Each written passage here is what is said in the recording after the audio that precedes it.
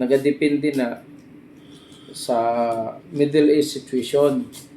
So karon habang dili pa maghawa ang US sa blockade nila, dili na mo undang ang problema.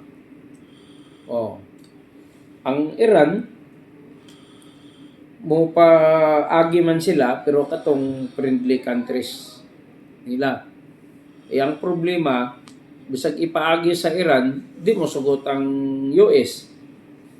Habang ang Iran dili mo surrender sa katong ilahang negosasyon nga ang Iran i-abandon nila ang nuclear nila program, nuclear weapons, enrichment, uranium enrichment. So siyempre kung ako po Iran, nung i-abandon man ako nga gigira gani ko ninyo unya inyo kong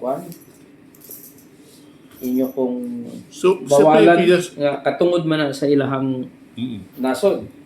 Kay ang ubang nasod na may nuclear program, ang Israel na ay nuclear program, hindi man sila pwede. So katungod na sa Iran nya wa man ang gira ang Iran, gigira man sila sa Israel ug sa US. Ako po Iran, gigiram gani ko ninyo, so mag-prepare po ko para sa ako ang depensa sa national defense na ako. So kung ingon ana ang baruganan sa Iran niya, ang US di mo sugot ni ingon ana ang baruganan sa Iran, madugay pa ning krisis nato, madugay pa ni mahuman. Dapat ang US dugay man na mahuman ang negosasyon sa nuclear program. Ang una nilang isulbad, katulang sang magsabot ang US ug ang Iran nga moagi dito ang mga ang oil shipments, mga barko sa oil para ma-stabilize ang world market sa presyo sa oil. Kita ma-stabilize punta dire. Pero bisan pa og magbaba ta og siguro diharata sa 60 to 70 level, dito nimo baba pag-ayo.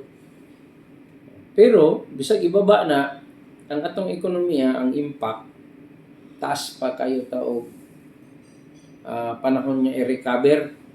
Dugay pa ta ka-recover, dili dayon ka-recover bisan pag ibalik nimo ang presyo sa 60, pero ang recovery nato dugay kay natamaan na ta. Mura gidunggab nga tao ba nga bisan pa og gitambalan na ka, 60 na ka, pero dugay pa ka ka-recover kay napamay tama. Mura nga stroke ba nga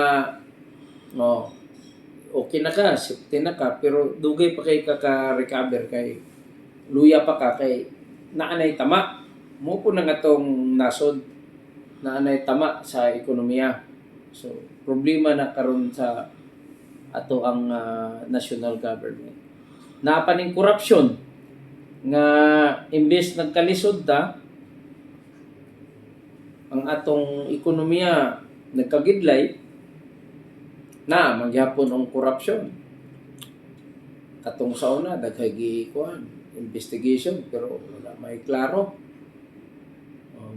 Mas katong dikit sa gobyerno, murag hinay man ang investigation, dugay man ang filing sa kaso. So nakita na ko mura og magpadayon ang corruption habang di pa stabilize atong ekonomiya, musamot og maglisod ta og recover sa ekonomiya tungod sa impact sa krisis ug ang padayon nga corruption.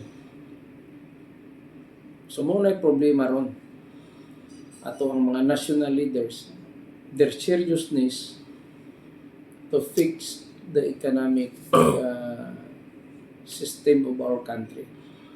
So it's not yet fixed.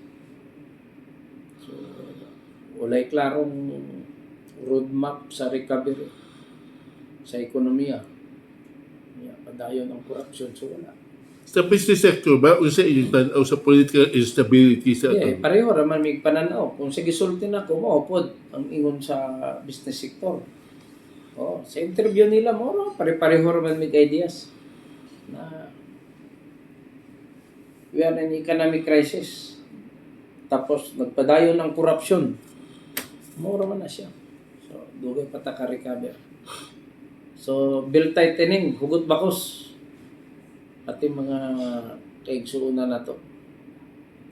Para di ta manunod sa mo. So, anong tagkalisod. So, I hope the government will see to it that the poor and the vulnerable sector can be given the chance to access the social services of our government.